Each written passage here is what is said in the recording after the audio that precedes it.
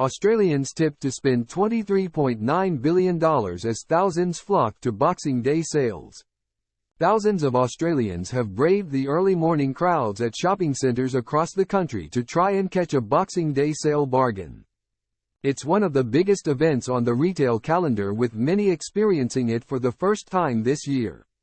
Christy Lee, originally from Vietnam, was one of those people and said the hyped event isn't a thing at all in her home country. She brought her mother to Chadstone Shopping Centre in Melbourne's southeast, where cars lined the streets eagerly waiting to get a park inside. "It's my mum's first time coming to Australia on Boxing Day, so I wanted her to experience Boxing Day for the first time at 6 a.m, she said.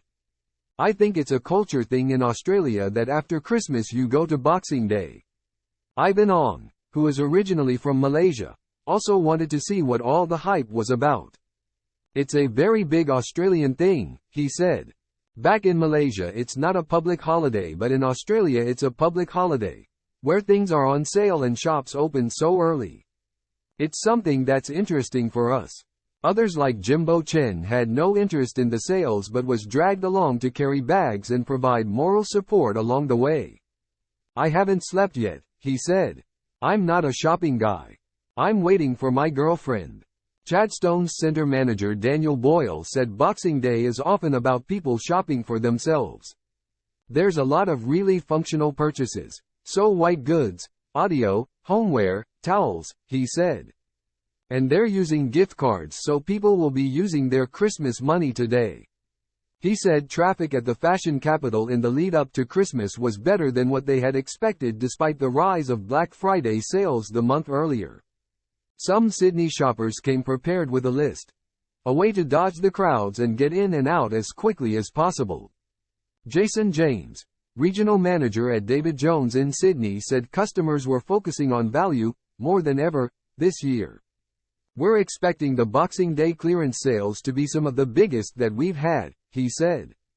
"We're conscious of the economic pressures that people are under."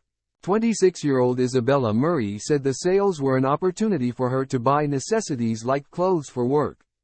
"I wouldn't buy most stuff at full price anymore because I can't afford it," she said. In South Australia, some lucky customers who lined up to get inside Adelaide Central Plaza were given a $30 David Jones gift voucher. They said it made it worth the wait and was an extra incentive to spend some money. "If you look at the overall number we expect when the final numbers get published, the Christmas trading was fairly subdued." Mr. Zara said retailers have faced a challenging time this year compared to years past with the economic conditions. "Trying to entice customers to part with their money has been a tougher time this year versus last year. When you recall, we were coming out of lockdown, there was a lot of freedom spending," he said. "This time people are really trying to make sure they stick to their budgets, which is completely understandable given that everyone's under such cost of living pressure." However, Mr. Zara said Australians still had a desire for the in-person shopping experience. "People still have that appetite for shopping in store. There still remains a social, tactile and sensory experience," he said.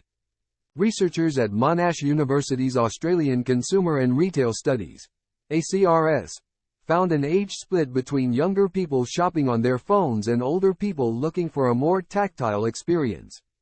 Although online shopping is proving popular this year, more and more people are telling us that they want that physical store experience, but that is particularly amongst the middle age and the older consumers, said Eloise Zappos, Engagement and Research Director at ACRS. Dr. Zappos said consumers were more value-driven this year and got in earlier with their Christmas shopping.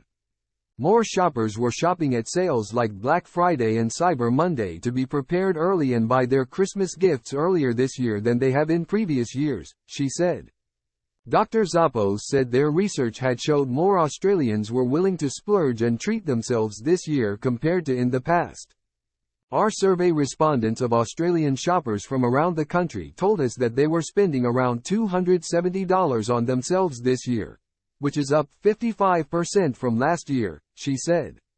"As we went into Christmas this year, people were taking more advantage of the sales, and I think it's a case of, let's treat ourselves a bit this year, if you can."